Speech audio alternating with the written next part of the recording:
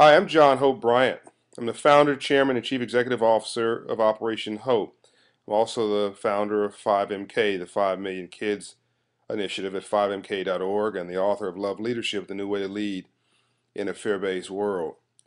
Today I want to talk to you about something that people say that they don't know how to solve, and I disagree. I think that in many ways we make life complex so that we don't have to solve many of our problems. We don't even know how to deal with them directly. We have good intentions, but there's an old saying, no matter how much I love you, my son or my daughter, if I don't have wisdom, I can only give you my own ignorance. And so out of love, we pass down bad habits from generation to generation. Maybe it's what we don't know that we don't know that's killing us. I think we know this. We know why kids are dropping out of high school, but we have failed to really deal with it. Today, I want to deal directly with the high school dropout epidemic that's ravaging our nation and could mean the destruction of not only a generation of young people, but as the Native Americans would tell you, every decision we make it impacts 7 generations yet unborn. This literally could unravel the great American success story, could turn back the clock of time, and could leave America completely uncompetitive for the time that is ahead of us. One could argue the time that is right now. The dropout rate amongst all of our kids in America today is 30%. Now, I didn't say 30% of black kids or brown kids or Asian kids or Latino kids in South Central or black kids on the 8th mile of Detroit. I didn't say that. 30% of all kids are dropping out of high school in America today. That should be alarming enough. For the wealthiest country in the world, the largest economy in the world, still about $14 trillion, between 13 and $14 trillion, give or take. But you can take every major economy in the world, China, yes, China, India, Germany, Japan, throw in Russia for good measure, and put them inside our economy together and still have room. So we're still the largest economy in the world and arguably still the leader in the world, but we've got to continue to earn that right. We can't get lazy. In my book, Love Leadership, I talk about love as work. Non-love is laziness and anti-love is evil. Actually, that particular philosophy was actually borrowed from a great author named Dr. Scott Peck in The Road Less Traveled. He said in the first line, first sentence, first page of his best-selling book, now on the bestseller list for 25 years, life is difficult. Translation: if you can't get with that statement, don't read the rest of the book because nobody promised you a rose garden. Nobody said that life was going to be free of grief or pain.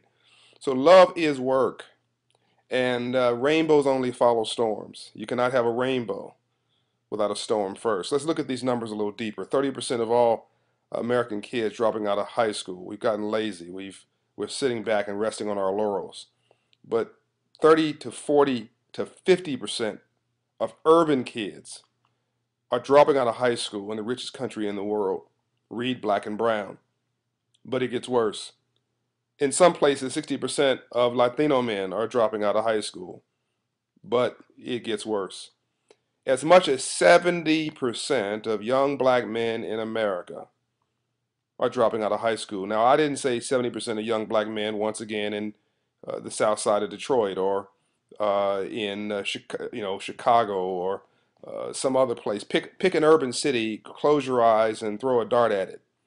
I didn't say that. That would be easy picking. That's what I talked about, the urban dropout rate of 30, 40, 50%. I said 70% of all black men in America, give or take a few percentage points, are dropping out of high school. Who's going to marry your daughter? Who's going to work in your business? Who's going to pay Social Security?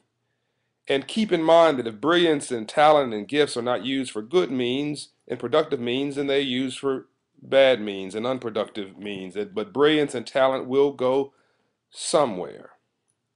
70%. If this was a statistic of mainstream America, there'd be a call for a national emergency. There'd be a national rollout of leaders in this country. There'd be a federal state of national emergency called because this is completely unacceptable. But yet, with 70% of young black men dropping out of high school, we are twiddling our fingers. We are pondering what we do next. This is time for action. I think that we know, or at least we can figure out why these kids are dropping out of high school, and then we can create a plan to change it. Why are kids dropping out of high school? Because they don't think education is relevant to their future. Every good business, in fact, I'd argue the best American businesses, and the best businesses in the world are those who stay closest to their customer, who listen to their customer. Well, in this case, in the spirit of education, this student is our customer. These kids are not dumb, and they're not stupid. They might have been hijacked by thug culture. When I was growing up in the inner city in Compton and South Central, I remember 35 kids in the classroom and 30 kids acting like they wanted to learn and 5 kids acting like knuckleheads. Today you go into an inner city school and 30 kids are acting like knuckleheads and 5 kids are ashamed to admit they want to learn. These kids are not dumb and stupid. They didn't change overnight. They were been hijacked by thug culture. Quincy Jones, our 5MK co-chair, along with American icon Ambassador Andrew Young. Quincy Jones says it takes 20 years to change a culture. Well, in the last 20 years, I think we've made dumb sexy. We've dumbed down and we've celebrated it. And we need to make smart sexy again. Let me give you one example. I used to think because I grew up in the hood, I understood poverty. And so I'd see somebody, lazy, shiftless, sitting around on their front porch, chilling, as they say. And I'd say, you are dumb, you are stupid, get up, get a job, stop whining, stop complaining. And now I realize they may be lazy, they may have some bad habits, but they're not dumb and they're not stupid. These kids are brilliant. Why? These kids want to be rap stars, athletes, and in many cases drug dealers. But this just shows they are brilliant. Yes, I said brilliant because they're modeling what they see. Malcolm Gladwell in the book The Tipping Point said it only takes 5% role models to stabilize any community. Now think about that. The power of role models, not 80% role models. That's tough. Not 50% role models. That's tough. Not 20% role models. That's tough. Not even 10% role models. 5% role models will change the world and stabilize any community. But what do we have in inner cities? 3.7% role models or less. So kids don't see a doctor, lawyer, banker, professional, a woman in a business suit. Why are you a professional? Because you saw one. Why are you a success story? Because you modeled success.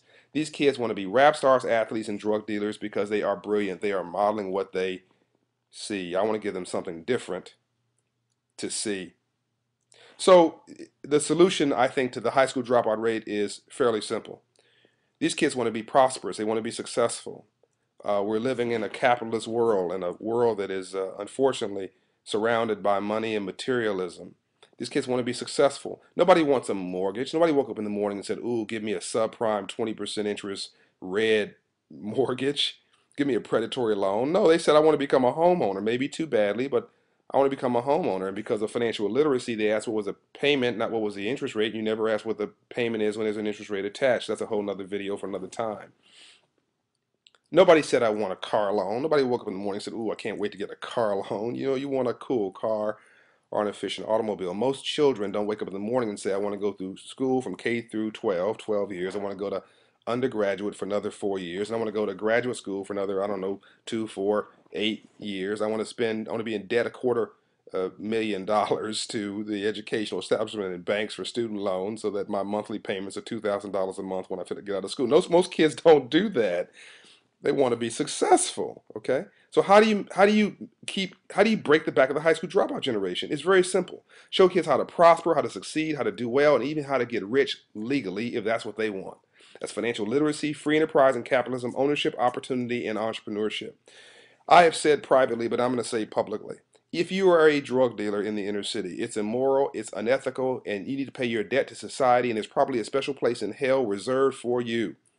But if you are a quote successful drug dealer in the inner city, and that's a bit of an oxymoron, but if you're a successful drug dealer in the inner city, one thing you are not is dumb. You understand import, export, finance, marketing, wholesale, retail, customer service, profit margin, geography, territory, security.